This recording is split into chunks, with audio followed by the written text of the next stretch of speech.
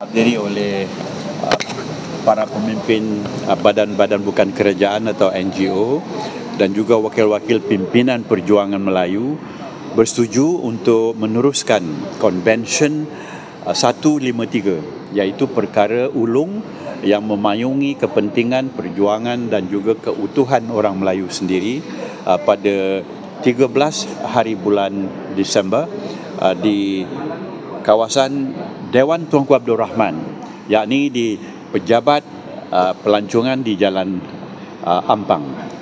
Dijangka 500 orang akan hadir mewakili pelbagai kepentingan, dan kita di situ akan menggunakan pemikiran keras supaya masa depan orang Melayu ini tidak boleh lagi secara apologetik tentang hak-hak asasnya yang selama ini entah bagaimana tertinggal ataupun disampingkan.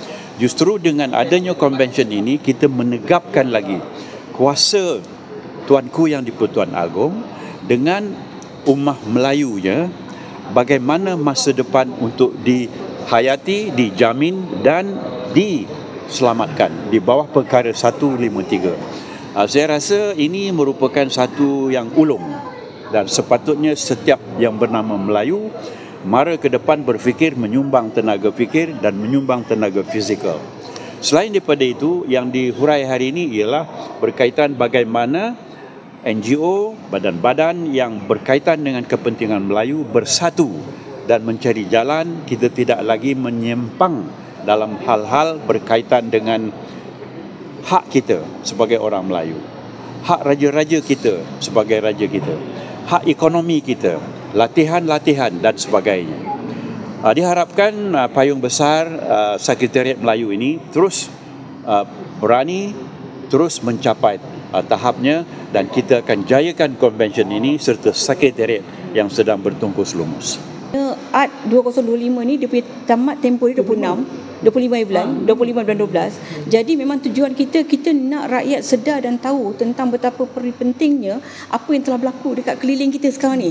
Sekarang ni terlampau banyak isu, termasuk tuntutan daripada DAP untuk meluluskan sijil bagi UEC. Ini benda ni dah berterutan. Jadi sebab itu kita tengok kepincangan yang berlaku sekarang ni ialah keterisan dan juga kekurangannya kesedaran rakyat, terutama orang-orang Melayu kita berkenaan dengan perkara 153. Jadi tugas kita sebagai pemimpin-pemimpin, especially macam saya sendiri daripada NGO, ialah untuk membawa dan memberikan kesedaran betapa pentingnya untuk mereka melihat kembali bagaimana sukarnya kita mencapai kemerdekaan, bagaimana sukarnya kita nak menyatukan hati-hati semua rakyat kita sebelum merdeka. Dan sekarang ni semua dia dah bersetuju, tetapi masih ada lagi mereka-mereka yang tidak berpuas hati dan cuba untuk memkotak-katikkan perlembagaan kita. Dan sebab itulah orang Melayu perlu bangkit, perlu sedar, perlu hadir pada Convention 153, kerana ini juga kita akan membincangkan tentang isu melibatkan kedaulatan dan juga yang akan menjual negara kita ini melalui dua perjanjian yang kita tidak maklum perkara dia. Satu tentang AT 205 dan satu lagi tentang militeri tadi. Ya, jadi ini perkara-perkara yang akan dibincangkan, dan orang Melayu kita kena sedar, dan orang Melayu kita kena menyokong, dan orang Melayu kita kena hadir untuk mendengar isu-isu ini.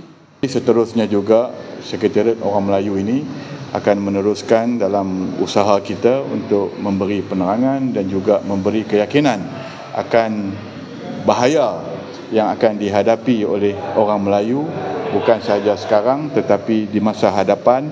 Jadi oleh itu kita mengharapkan bahawa Sekretariat Orang Melayu ini dapat menjadi satu badan bagi meneruskan usaha untuk menyelamatkan bukan sahaja orang Melayu tetapi khususnya untuk menyelamatkan negara, menyelamatkan agama kita dan juga menyelamatkan bangsa kita.